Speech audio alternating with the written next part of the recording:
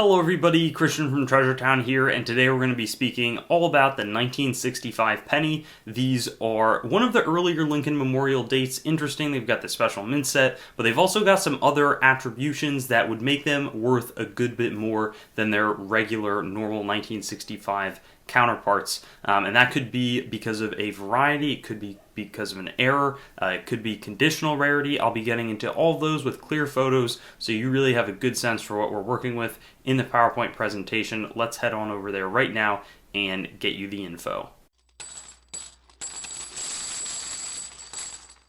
And here we've got the 1965 Lincoln Memorial Cent, and we're going to be discussing the coin itself, a little bit of an overview. So this would have been a 3.11 gram copper coin. You can't melt them down, it's illegal, but there is about 2 cents of copper value in it. And you can pause for some of the key dates or some of the other varieties. But in terms of the conditional rarity, this coin, there are over 1.4, just about 1.5 billion produced. If you grade these, it has to come back mint state 67 red. The following values are for red coins graded by PCGS, which is like a minimum $20 fee to grade. So it's going to have to be something that you're really confident on, you've done before, because if it comes back 66 or certainly 65, you're basically throwing money away unless it's like unbelievable toning or something in that vein. Though one thing that I would mention, we've got the special mint set Lincoln Cent here. They didn't do proof sets and they didn't do a lot of things because all of the mints were active, but they were not producing anything with mint marks. There had been a shortage because 1965 was the first dated year where they were producing coins that didn't have silver in the dime, quarter, and half dollar, or at least not 90% silver. They were 40% on the half dollar and 65, but they wanted people not to just hoard all of those coins and not transact with the clad stuff. And they also didn't want collectors being too focused on it. So they didn't do a proof set. They did do specially prepared special mint sets, and they're generally not too valuable. The pennies, unless it's going to be a really upper range red grade, and that's only $40 for special or specimen, 67. A 65 cameo, that's where there's a lot of contrast between the Lincoln's bust and the fields around it. That's $200 in 65. Deep cameo is really what you want to look for, where there's extreme frostiness and contrast between his bust and the field. It's going to have to be on both sides. That could be about $1,000. There are not any varieties. I looked really closely, was unable to find any. But on this coin, there are a good bit of errors. So there were a lot produced. This one was saddle struck because what's known as a saddle strike happens when the planchet gets caught between two different sort of striking chambers, and then it sort of curves up. You can see that curve a little bit right there. Curves up like a saddle as it receives two different strikes pretty much at the same time. This one sold for $630. It's a really nice example, and it looks like on this, it's uniface on that side, so maybe another planchet would have been involved in that error.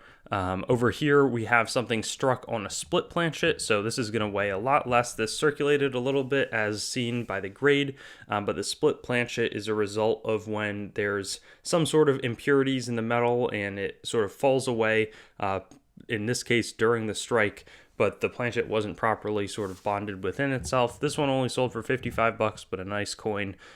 This one was struck on a 90% silver dime planchet and gets the $9,200 value. It makes sense because the big thing is that it shouldn't be dated 1965 and be silver. It should be 64 and back was the 90% silver. But you do have to remember, and a lot of people don't realize this, that the mints were backdating coins to 1964, that they were striking even into 1966 that were 90% silver as they used up their reserves. So that's why it is possible, but it's just a little bit more interesting that it's 90% silver as opposed to just being struck on a dime planchet that's clad. And then lastly, we have this unbelievable looking obverse die cap. It's just a gorgeous example, and you see the mirror image on the reverse in addition to the die cap on the left. So I really like the visual appeal on this one. It's a $1,825 coin, sold for a long time ago for a lot of money. And that pretty much brings us to the end of this video. These were some of the errors that I wanted to point out. Again, no varieties, but there are some good upside on the special mint sets. You can sort of carve out a little niche if you know how to look for deep cams and cams. Go through a bunch of the special mint sets, find the really nice looking coins. There's some money to be made, less so on the conditional rarity, but again, if it's 67 plus, excuse me, definitely go and send your coin in. Thanks for watching the video. I'd encourage you to like the video, comment, and make sure to subscribe to my channel. And I also have Facebook, Instagram, Twitter, and some other social media platforms. You can also go to my main channel website, treasuretownYT.com, to learn more about the channel and sort of stay in contact.